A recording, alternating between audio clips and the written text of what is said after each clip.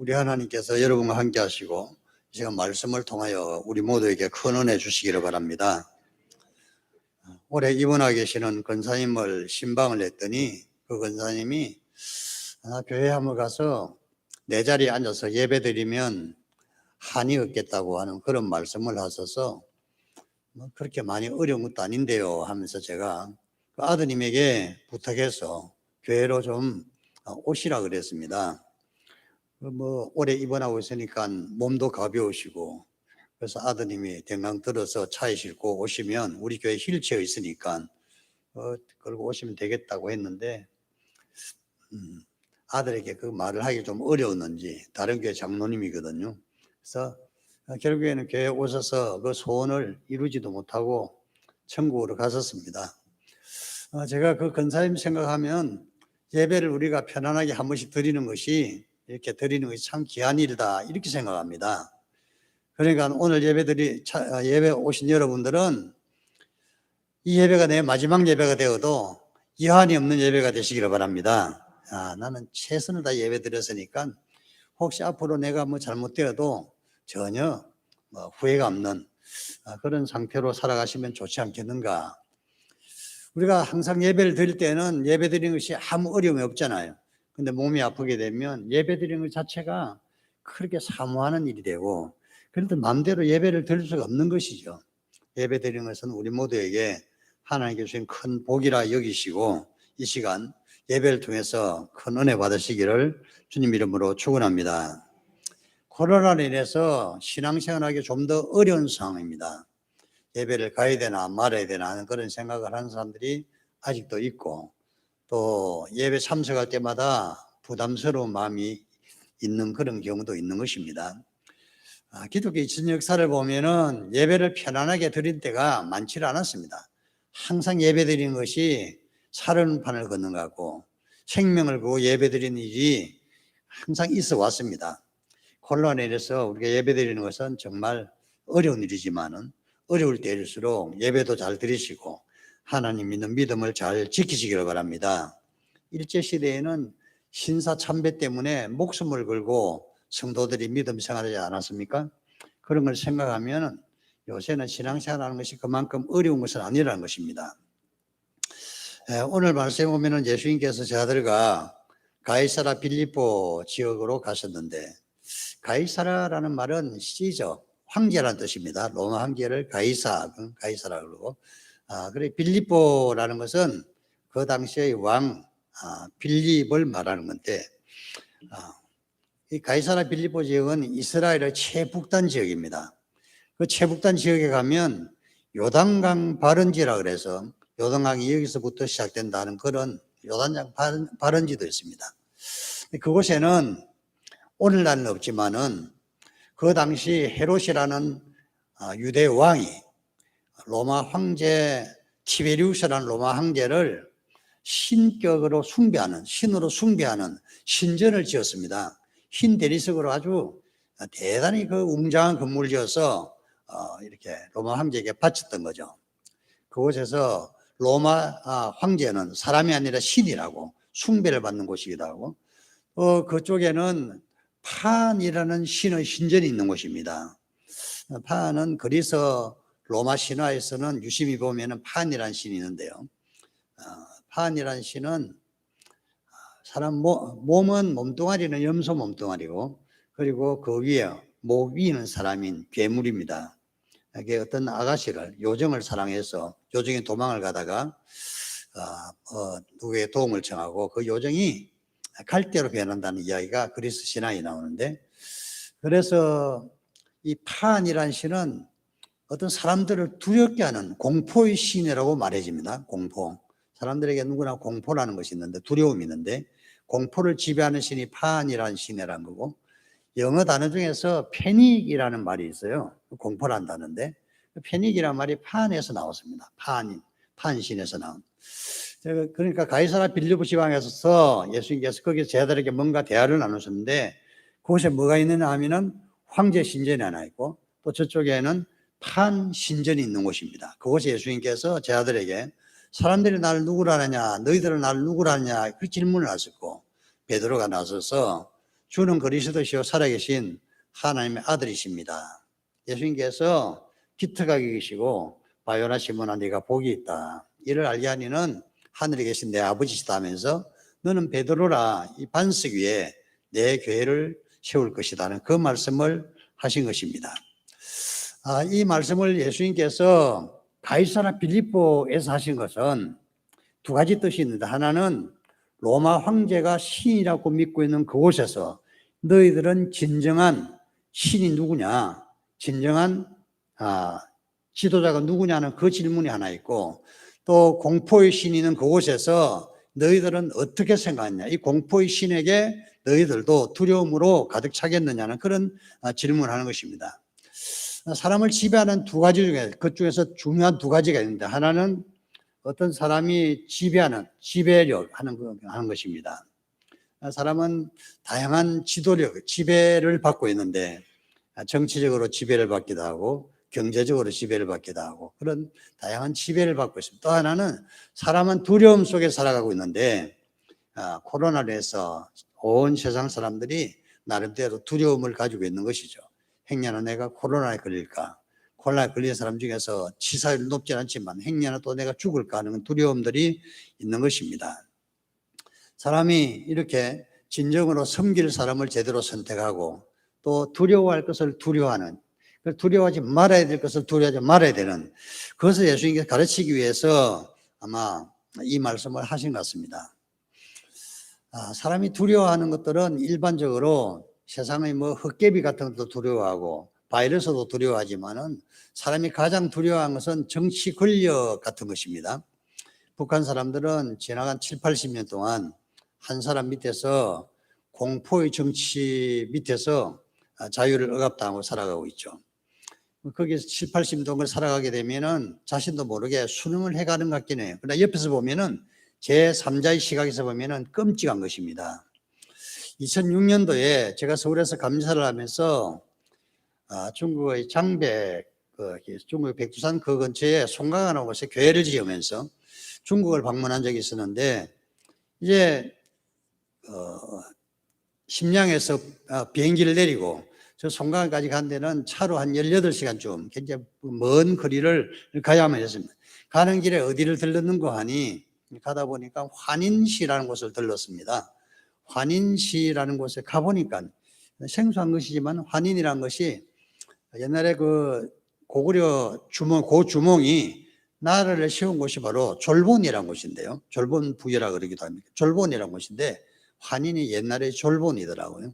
환인에는 그 옛날에 주몽을 왕으로 또 맡았던 그 후손들이 아직까지도 한인들이 조선족들이 살아있는 것이고, 그 환인시에서 오른쪽으로 한참 더 가다 보면은 압록강이 나오는데요.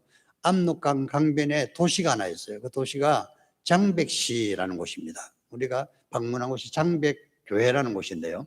장백교회는 그 중국의 삼자교회 목사님이 심호하고 있는데 그 목사님 이름이 한충렬 목사님이라 그러더라고요. 제가 기억을 왜 이렇게 잘하느냐고요? 다 잊어버려도 기억하고 싶은 건 기억을 해요. 한충렬 목사님, 나이가 39살이었습니다. 그 당시에. 한충렬 목사님인데 조선종처럼 생겼어요. 그냥 아주 잘생긴 사람도 아니고 얼굴이 빠지는 것도 아니고 그냥 한국에 나온 조선족 있잖아요. 그래서 그래 우리나라 60년대 사람들처럼 그렇게 생겼는데 아주 신실해 보이는 사람이었고, 그 교회 갔을 때에 어떤 집사님 한 분을 모셔와서 신앙 간증을 하게 했는데요. 정영숙 집사님이란 분인데 키가 조그마한 분이고 얼굴이 굉장히 새까만 분. 그래서 어떻게 여자분이 이렇게 얼굴이 새까마면 좀 그렇겠다. 하여튼 그런 그 분이 신앙 간증을 했는데요. 간증을 듣고 났더니 참 훌륭해 보여요. 그 집사님이. 어떤 간증이냐 하면은 그분이 지난 우리가 방문했을 때 2006년도인데 지난 몇 년 동안 북한에서 넘어온 아이들을 잘 이렇게 돌보고 하는 그 일을 했더라고요. 겨울이 되면 압록강이 얼어붙는데요. 압록강은 홍천강 사이즈만밖에 안 돼요. 그래서 저쪽에 건너온데 그냥 1분, 2분밖에 안 걸리는 거죠. 얼음 위를 건너오니까. 아이들 며칠 너무 배가 고파서 건너와서 밥 좀 얻어 먹으려고 다녔는데 하필 정 집사님에게 이렇게 발각이 된 거죠. 정 집사님 불쌍해서 아이들 한 10살쯤 되는 그런 꼬맹이들을 자기 집에 데려가서 한밤중에 쌀밥을 해서 김치하고 줬더니 아이들이 얼마나 배고팠는지, 세상에서 배고플 때 쌀밥하고 김치하고 그만큼 더 맛있는 게 어디 있겠어요? 여러분 드셔보셨어요? 배고플 때 쌀밥 김치 장난이 아닙니다. 너무 맛있어요. 아이들이 배가 그냥 배불리 밥을 먹고 저쪽 동네로 가서 우리들이 밥을 먹었다고 하고 이야기하니까 아이들이 그 다음에는 더 많이 와서 나중에 이제 뭐 며칠 있다 보니까 한 20명이 오더래요. 그래서 쌀을 정집사님은 별로 부자도 아니니까 얼마 있다가 쌀이 동이 나고, 교회 목사님께 말씀드렸더니 목사님이 쌀 걱정하지 마라, 교회에서 쌀값은 대주겠다고. 그래서 쌀을 교회에서 대주고 그렇게 해서 아이들을 먹였는데, 밥을 한참 해주다 보니까 어느 날은 압록강 저쪽에서 국경 수비대 인민군 병사들도 건너왔더래요. 그래서 병사들도 밥 잘 먹고 맛있게 먹었다고 하고 돌아갔는데요. 거기까지 참 좋았어요. 간증이 거기까지 끝났던 것입니다. 그래서 참 훌륭하다. 우리 한총일 목사님은 그 아이들에게 성경 말씀도 공부도 가르치고, 그래서 참 은혜스럽게 끝났는데, 그로부터 2, 3년 후에 들려오는 소식을 들으니까 그렇게 밥을 먹고 거기 장백교에서 성경 말씀을 공부하던 아이들이 자기 동네 항목강 저쪽에 가서 사람들에게 이야기를 했나 봐요. 밥도 먹고 교회에 가서 뭐 어쩌고 그랬더니 그게 당국자키에 들어가게 된 것이죠. 그래서 맨 처음에 건너갔던 아이들 몇 명을 체포를 해가지고 광장에다 그 아이들을 묶어놓고 공개 총살령을 했습니다. 공개 총살령을 했는데 총을 수십 발을 쏴서 죽였다고 그러더라고요. 세상에 그런 끔찍한 일을 할 나라는요, 북한밖에 없습니다. 이렇게 시범캐스럽게 해놓으면요, 다른 사람들 겁이 나서 교회 갈 생각도 못하고 압록강을 건널 생각도 못해요. 잘못하면 그 총살 당하는데 끔찍한 일을 당하니까. 이것이 공포의 모습입니다. 어떤 사람들은 공포로 세상을 통치할 수 있다고 생각을 하는 거죠. 근데 공포로 통치하게 되면 결국에는 자기들이 끔찍한 일을 당하게 마련입니다. 북한의 공포 정치가 얼마나 오래 갈지 모르겠지만, 오늘날 우리에게는 저런 공포가 없지만 코로나 바이러스라는 공포가 있죠. 이 공포의 한복판에서 우리들이 고백해야 될 분은 온 세상을 지배하시고 다스리는 분, 유일하신 하나님, 우리 주 예수 그리스도가 바로 우리의 주님이시고 또 우리의 구세주시라는 그 신앙 고백을 해야 되는 것입니다. 여기 베드로가 황제 숭배, 황제 신전이 있는 그곳, 판신의 신전이 있는 그곳에서 바로 예수님을 향해서 예수님이 주님이시라고 고백하고 예수님이 그리스도라 그렇게 고백을 했던 것입니다. 이 그리스도라는 말은 생각보다 굉장히 복잡한 뜻이 있습니다. 그리스도라는 것은 세상을 구원하시는 구세주라는 그런 뜻이 있는 것이거든요. 그 베드로에게 예수님께서는 내가 천국 열쇠를 내가 네게 줄 것이라 이렇게 말씀하고 있는 것입니다. 자, 오늘 말씀을 통해서 우리가 꼭 들어야 할 몇 가지 중요한 하나님의 음성을 들으시기를 바랍니다. 첫째로 우리가 믿고 고백해야 할 것이 있다는 것입니다. 그 믿고 고백해야 될 것은 뭐인가 하니 예수님이 나의 주님이시오, 나의 그리스도라는 그 고백이라는 것입니다. 베드로가 주는 그리스도시오, 살아계신 하나님의 아들이십니다, 이렇게 고백한 것을 예수님께서는 굉장히 기뻐하셨습니다. 예수님이 바로 나의 주인이시라는 것, 예수님이 나의 그리스도라는 이 고백이 중요한 것입니다. 나의 그리스도라는 이 고백은 유대인들이 기다리던 메시아라는 뜻인데요, 당시 유대인들은, 그 이스라엘 사람들은 메시아를 기다리고 있었습니다. 메시아가 오시면은 로마 지배로부터 자기들을 구원해 줄 것이고, 메시아가 오시면은 사막이 옥토가 될 것이고, 온 세상이 자기들이 꿈꾸는 지상 천국이 될 것이라고 생각을 했습니다. 그것이 바로 이사야서 35장에 나오는 것인데요, 그때가 되면 광야에서 샘물이 터지고 광야가 백합같이 피어날 것이라는 그런 비전이 있는 것입니다. 오소은이라는 교목이 있는데요, 그분이 저하고 옛날에 교목 생활을 같이, 그 오소은 목사님이 글 쓰는 재주가 좀 있어서 그분이 사막에 샘이 넘쳐흐르리라 하는 곡을 가사를 하나 썼습니다. 그러니까 히브리 멜로디에다가 그것을 곡을 붙인 것이 있는데, 사막에 샘이 넘쳐 흐르리라, 사막에 꽃이 피어 향내 내리라, 주님이 다스리는 그 나라가 되면은 사막이 꽃동산 되리. 그런 노래를 옛날에 우리가 많이 불러왔죠. 이 이상을 실현해 줄 분이 바로 그리스도라는 것입니다. 그리스도 오시면 이 세상이 사막이 꽃동산이 되고 사막에 샘물이 터지고 사자가 어린 양과 뛰어놀고 어린이들이 독사굴에 손을 넣는 그런 아름다운 모든 부정적인 것들이 극복되는 아름다운 이상세계가 건설될 것인데, 그 건설을 하기 위해서 오시는 분이 바로 그리스도라는 것입니다. 베드로의 고백은 바로 그 고백을 하고 있는 것이죠. 사람들이 사는 세상은 고통과 환난이 많이 있습니다. 가난과 질병과 정치인 억압을 받으면서 그들은 이 고난에서 자기 자신들을 구원해 줄 분들을 찾고 있는 것이죠.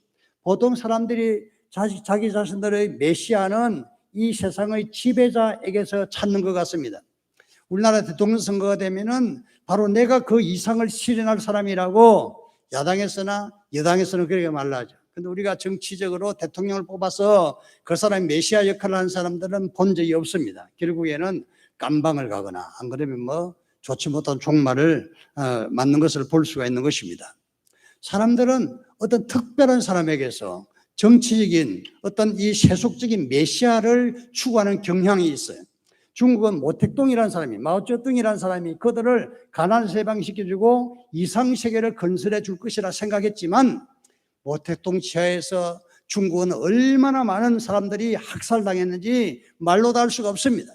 수많은 사람이 학살당한 거죠. 이상세계는커녕 중국은 여전히 자유롭지 못한 세계를 살고 있는 것입니다. 북한은 김일성이라는 사람이 세속적인 메시아라고 생각했죠. 그래서 김일성이를 정점으로 해서 자기들은 이상세계를 건설할 것이라고 생각했지만, 오늘날에 여전히 북한은 이상세계가 아니라 지상천국이 아니라 지상의 생지옥을 만들고 있는 것을 볼 수가 있는 것입니다. 그러므로 우리가 믿고 알아야 할 것은 바로 메시아는, 그리스도는 우리 주 예수 그리스도밖에 없다는 것입니다. 베드로가 주를 그리스도라고 고백할 때 그것은 예수님이 이 땅의 모든 부정적인 것들을 다 소멸하고 진정한 이 세상을 구원할 구세주라는 고백을 했던 것입니다. 예수님께서는 이 세상의 가난과 질병과 죄악과 죽음에서 능히 사람들을 구원할 수 있는 구세주인 것입니다. 지옥에 떨어져 있는 사람들을 천국으로 인도할 수 있는 분이 예수 그리스도인 것입니다. 예수님 복음이 전파되는 곳마다 가난이 물러가고 질병에서 해방되고 또 인간적인 모든 억압된 모든 독재 지하에서 해방이 되는 그런 일들이 일어난 것입니다. 우리나라에 복음이 전해진 지 백몇십 년이 됐는데, 복음이 전해질 그 당시 우리나라가 얼마나 어렵고 힘들었는지 역사자를 보면은 피눈물이 난다고요. 정말 그런 끔찍한 상황에서 복음이 전해지고 기독교인들이 선봉해서 이 나라를 어떻게 하든지 간에 평화로운 나라, 행복한 나라를 만들기 위해서 기도하고 애썼더니 하나님께서 은혜를 베풀어 주셔서 우리나라가 전 세계에서 뭐 경제 규모로 7위에 올랐을 것 같다고 하는 이야기를 들었어요. 대단한 것이죠. 단군 이래 우리나라에게 번영한 적이 없었던 것입니다. 그 모든 것이 하나님의 은혜요 축복인 줄로 믿습니다. 우리 모든 성도들은 자부심을 가지고 이 일에 계속해서 매진하시기를 바랍니다. 예수님만이 우리를 가난에서 구원할 수 있는 분이요, 또 정치적인 억압에서 구원해 줄 수 있는 분이요, 질병으로부터 우리를 구원해 줄 수 있는 분이라는 것입니다. 그분만이 우리의 메시아요 그리스도라는 것입니다. 세상의 그 어떤 것도 사람을 구원하지 못하면, 로마 황제도 구원하지 못하고 판신도 구원하지 못하고 바알신도 구원하지 못하고 물질도 사람을 구원하지 못하는 것입니다. 이 근래에 넷플릭스에서 만든 영화 중에서 드라마 중에서 오징어 게임이라는 것이 전 세계적으로 센세이션을 일으키고 있다 그래서 이게 도대체 뭔가 하고 제가 자세히 한번 살펴보았습니다.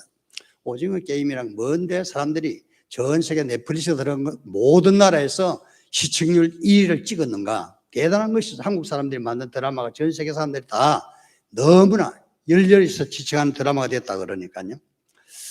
그 드라마 내용은 이런 것입니다. 사업이나 직장에서 사업하다가 망하고 빚지고 파산하고 빚더미에서 인생의 막장에 몰린 사람들이 456명이 어떤 게임에 초대를 받는 것입니다. 거기에서 게임을 하는데 맨 처음 게임에 참석한 사람들은 게임에 탈락해도 괜찮은 줄 알았어요. 게임 맨 처음 게임이 무궁화꽃이 피었습니다라는 게임인데, 무궁화꽃이 피었습니다 뭐 어릴 때 해봤잖아요. 술래가 피었습니다 하고 돌아볼 때 움직이면 죽는 거예요 이게. 그래서 그 게임 하니까 사람들이 맨 처음 우습게 했는데 장난삼아 어떤 사람이 움직였더니 어디서 날아온 총알을 날아서 머리를 쏴 죽여버리더라고요. 끔찍하게. 게임이 장난이 아니에요. 그래서 잘못하면 죽는 것입니다. 그랬더니 두 번째 무화과 폈으면 또 사람도 움직이더라. 또 죽이니까 이번에는 사람들이 도망친 사람들 다 죽여버려. 한꺼번에 절반을 죽여버리더라고요. 그러니까 사람들이 얼마나 놀랬겠어요. 그런 게임입니다. 그 게임에서 여러 번 게임을 하면서 마지막으로 남는 한 사람이 남는데요. 그 한 사람이 456억을 다 차지하는 거고, 그 456억을 차지하기 위해 게임에 참석했던 455명은 다 죽여버리는 것입니다. 이게 뭔 뜻입니까? 사람들은 물질을 추구하면 거기에서 뭔가 행복을 찾고 세상을 구원할 뭔가가 있는 줄 알고 물질을 추구하지만 결국엔 다 죽고 만다는 그런 메시지를 주는 것 같기도 하고, 이 제작자 그런 메시지를 주려고 만든 것 같지는 않아요. 어떤 제가 해석하기에는 물질을 추구하다가 물질을 추구해서 행복을 얻는 것이 아니라 그 자신의 인생을 망치고야 많은 것을 볼 수가 있는 것입니다. 물질이 사람을 행복하게 하고 물질이 세상을 구원하느냐? 그렇지 못하다는 그것을 알 수가 있는 것입니다. 오직 예수 그리스도만 구원자라는 것을 말씀하고 있는 것이죠. 두 번째로 오늘 말씀은 우리가 파악해야 되는 것은 내가 무엇을 가졌는지 그것을 알아야 되는 것입니다. 내가 무엇을 가졌는지. 예수님께서 베드로에게 내가 천국 열쇠를 내게 주노니 그렇게 말씀하셨어요.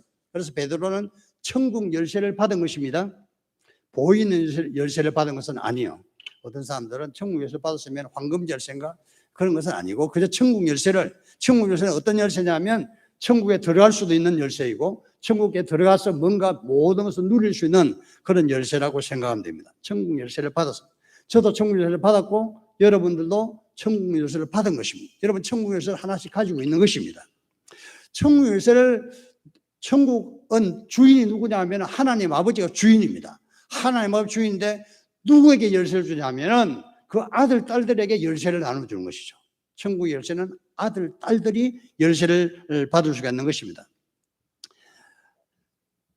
요한일서 5장 1절에 보면은 예수께서 그리스도를 믿는 자가 하나님께서 난 자다. 그리고 하나님께로 난 자는 하나님의 자녀인데 하나님의 자녀만 천국 열쇠를 받는다는 것입니다. 그래서 제가 예수께서 그리스도를 믿기 때문에 하나님 자녀인 것이고 성령으로 거듭났기 때문에 하나님 자녀인 것이고 성령으로 거듭난 모든 사람들은 천국 열쇠를 받는 것입니다. 천국 열쇠를 내가 가지고 있다는 것, 소유했다는 것, 그것을 유념하시기를 바랍니다. 한 3년인가 4년인가 제가 산정호수에 간 적이 있는데요. 산정호수 드라이브를 하고 쭉 가다 보니까 그 산정호수 제일 끝에 호수가 시작되는 곳에 가게 되는데 그곳은 명성자라 끝자락입니다. 명성산 끝자락입니다. 명성산은 굉장히 아름다운 억새로 유명한 산이죠. 명성산 끝자락인데 거기 가보니까 아주 경관이 좋고 별장들이 많이 있더라고요. 별장들이 있어서 저도 그쪽에 들어가 봤더니 어떤 할머니 한 분이 별장 자기 텃밭에서 일을 하고 계셔서 인사를 했더니 아주 반갑다고 이 이야기를 몇 마디 나누다가 정말 곱게 나이가 드셨다고 그렇게 이야기를 했더니 하다 보니까 교회 집사님이더라고요. 성함을 나중에 알게 됐는데 전후남 집사님이라고 나이가 한 75쯤 돼 보이는 할머니였는데 이야기하다가 저는 교회 목사인데요 그랬더니 집사님이 또 목사를 굉장히 좋아해요. 그래서 너무너무 반갑다고 어떻게 그쪽 하면서 좋다고 그냥 그렇게 하시더니 이야기 좀 하시다가 목사님 제가 열쇠를 드릴 테니까요. 이 별장 열쇠를 드릴 테니까 시간 날 때마다 오셔서 이것을 좀 이용하시라고 그러더라고요. 만약에 자기가 와 있는 시간에 그분 집이 고향이기 때문에 와 있는 시간에 목사님 오시면 자기가 저쪽에 다른 집에 가서 피해 있겠다고. 그래서 알겠습니다. 제가 이용하겠습니다 하고 그 후로 그 별장을 종종 이용했습니다. 왜? 열쇠가 있으니까요. 열쇠가 있으니까 그 방에 집에 들어가서 모든 것을 이용할 수가 있죠. 쌀도 해서 밥을 해 먹을 수도 있고 부식을 내서 반찬도 해 먹을 수 있고 밭에 과일나무도 있고 온갖 것들이 다 있어서 그 모든 것을 마음대로 쓰라 그랬어. 할렐루야. 목사를 하니까 이렇게 좋은 게 있는 것 같아. 집사님이 그렇게 대접을 하나 그래서 제가 갑자기 산정호수에 별장이 생겼다고 사람들에게 자랑을 하고 다녔는데 나중에는 그 집사님께서 돌아가서 이제 그 후에 가지는 않았지만 어쨌든 제가 그 당시에 산정호수 별장의 열쇠를 받고 항상 이용할 수 있는 권리가 있었던 것입니다. 자, 우리가 천국 열쇠를 받았다는 것은 천국에 들어갈 수 있는 권리가 있는 것입니다. 세상 사람들은 모두가 다 천국에 들어갈 수 있는 건 아닙니다. 천국 열쇠를 받은 사람만 천국 들어갈 수 있고 천국 열쇠가 있으면 그 천국에 들어가서 누릴 것을 다 누리야 하는 것입니다. 제가 별장에 가서 모든 좋은 것을 다 누리듯이요. 거기 가서 도마도 따먹을 수 있고 과일도 따먹을 수 있고 뭐 모든 누리듯이 여러분 신앙생활하는 것은 우리가 천국 생활하는 것인데 천국에서 누릴 모든 것들을 누리면서 살아가시기를 바랍니다. 신앙생활은 그래서 우리에게 상당히 행복한 것입니다. 어떤 사람들은 돈을 많이 받으면 천국 같다고 생각하지만 그런 것은 아니에요. 그건 아니고 마음이 참된 평화 기쁨이라든지 영원한 저 천국에 대한 소망이나 이런 것들은 돈으로 환산할 수 없는, 돈으로 살 수 없는 것이라는 것입니다. 그 하나님의 은혜가 우리 모두에게 충만하시기를 바랍니다. 세 번째로 교회를 세운 데는 치러야 할 대가가 있다는 것입니다. 주님이 이 일을 위하여 예루살렘에 올라가자 하시고 고난을 받으 십자가에 달려 돌아가시길 말씀하실 때 베드로가 주여 그리 마옵소서 하고 주님께 말씀을 드렸습니다. 그때 주님께서는 단호하게 사단아 내 뒤로 물러가라. 네가 하나님 일을 생각하지 않고 사람의 일만 생각하는도다. 너는 나를 넘어지게 하는 자로다. 그렇게 질책을 하셨습니다. 인간적으로 그 지옥과 고통의 십자가를 피하라고 했는데 예수께서 그것을 사탄이라고 아주 격하게 꾸지람을 하셨던 것입니다. 주님이 세우신 교회는 내가 죽어서 세상을 살리고 구원하는 교회입니다. 초대교회 시대에 온 로마에 전염병이 퍼진 적이 있었습니다.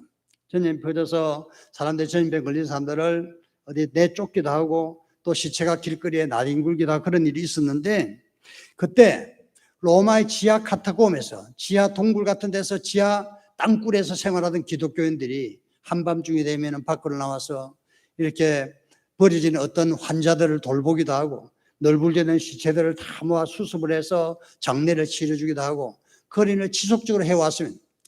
그러다가 기독교인들도 상당히 희생을 당했죠. 많은 기독교인들이 죽었습니다. 그래도 불구하고 기독교인들이 이 끔찍한 일을 정말 힘든 일을 마다하자고 했던 것입니다. 그리고 그 전염병이 끝났을 때 수십만 명의 로마 시민이 죽었지만 근데 기독교인들은 그 전염병을 통해서 오히려 돋보이게 되었어요. 모든 로마 시민들이 기독교인들이 정말 훌륭하다, 정말 잘한다. 그 이후에 기독교인 수가 폭발적으로 늘어나고 로마가 기독교로 공인된 데 결정적인 역할을 한 것이 바로 이 전염병이라고 합니다. 전염병을 통해서 교회가 져야 할 십자가를 졌을 때에 모든 사람들의 인식이 달라졌던 것입니다. 오늘날 한국 교회가 일반 세상 사람들이 보는 눈이 너무나 부정적으로 보는 시각이 있는 것 같습니다. 그때 우리가 해야 될 일은 십자가를 지면서 묵묵히 우리가 해야 될 일을 할 뿐 더 이상도 더 이하도 없는 것입니다. 한번 이미지가 망가진 것이 회복된 데는 시간이 그만큼 많이 필요한 것입니다. 초대교회도 기독교인들의 이미지가 생각보다 굉장히 나빴습니다. 기독교인들은 자기들끼리 모여서 사람을 잡아서 피를 먹는 존재들, 야만인들을 그러면서 욕을 하고 비난하고 그랬습니다. 그런 것 그냥 기독교인들이 한마디도 반박하지 않고 가만히 참고 견뎠습니다.